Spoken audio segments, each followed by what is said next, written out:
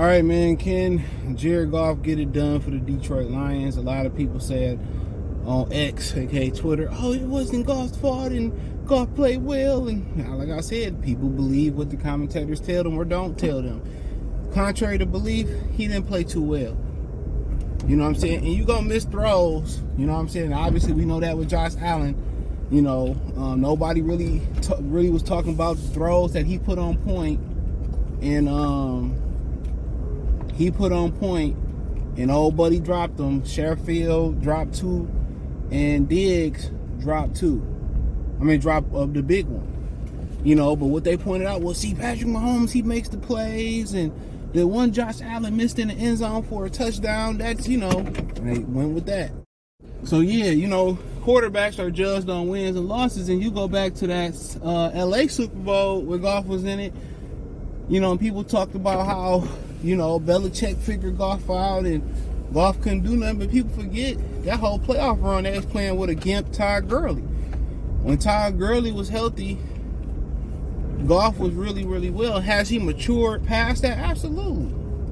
One of the reasons Stafford couldn't win in Detroit that nobody talked about was because they refused to commit to the run with Matthew Stafford.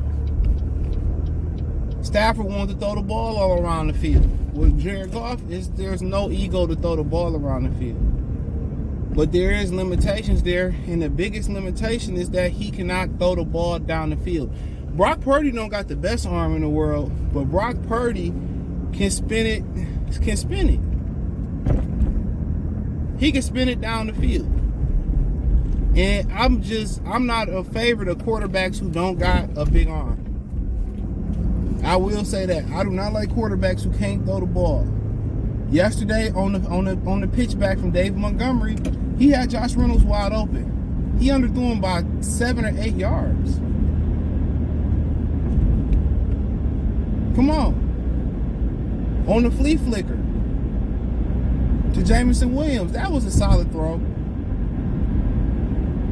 It was solid. Can't even deny. That was a solid throw. The 4th down to Josh Reynolds. Anytime you move Jared Goff off the spot, there is going to be an incompletion.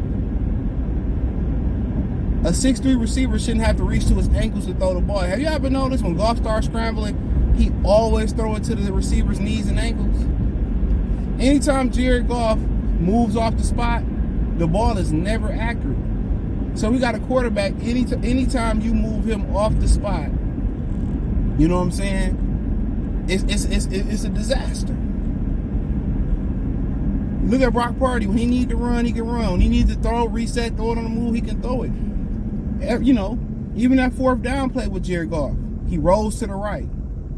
Yo, bro, you don't see Jameson Williams coming across your face on the drag wide open? I believe he just had made the catch of the game. He bailed you out another bad throw.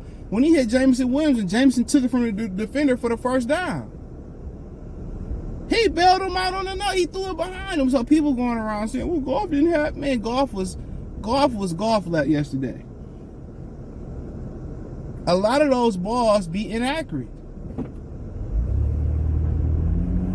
We talked about the flea flicker. The first 4th down play. They big one bad at Joshua. He should have caught it, but he threw it at his knees, his ankles. The throw to J-Mo was trash. He missed J-Mo and crossed it on the second 4th down. These are just the ones that I can remember, bruh. So you got a quarterback who can't throw it down the field unless he perfectly planted.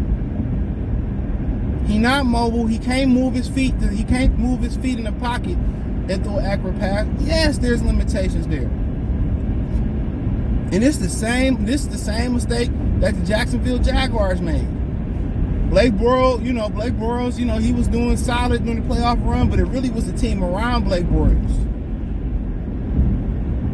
They gave him all that money. Guess what happened? They did to Daniel Jones. Gave Daniel Jones all that money.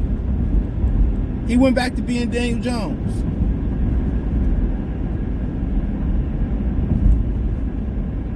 He went right back to being Daniel Jones.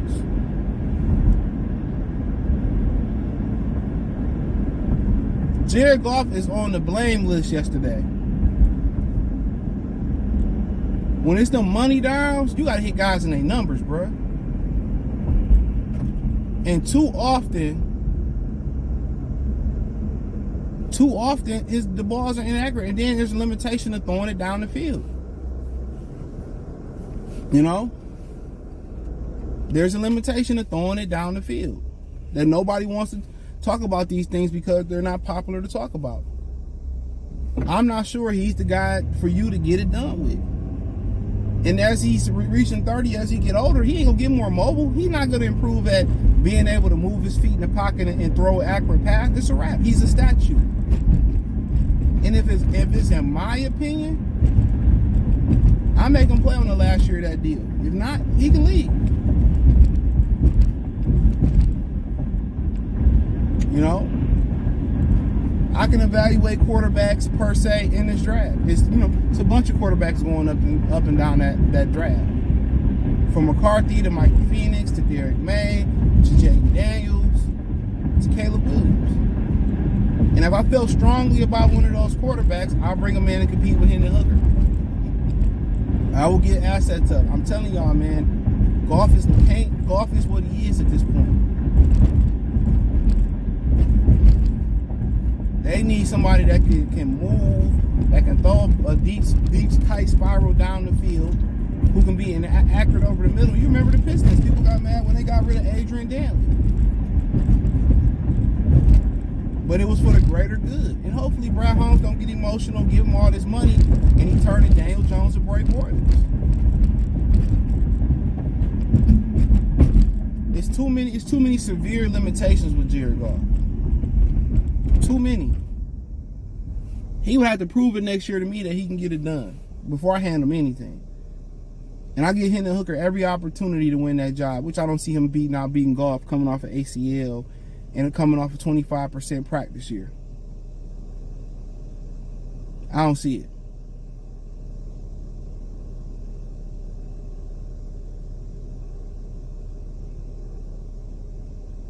I don't see it. So yes, I'm not sure they can get it done with Goff. Everything got to be too perfect.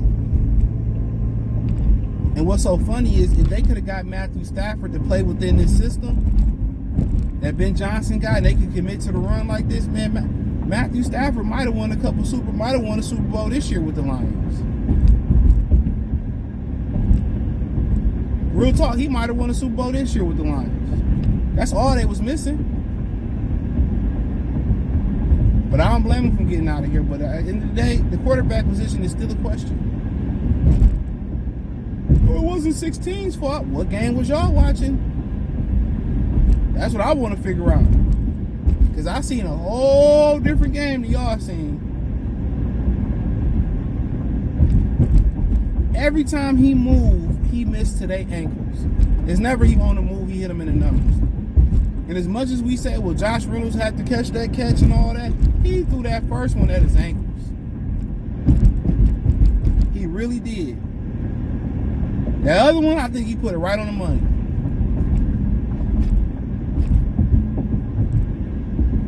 He put it right on the money. But when you see teams like Kansas City, their quarterback is carrying them to the Super Bowl. That's what you need. You ain't gonna find that though every day. But I don't know if Goff can win it, bro, to be honest. I don't know if he can, but one thing I say, when it's money time, he usually come through. I think it's possible, but I'm not 100%. I'm not highly confident that they can get the job done with Goff.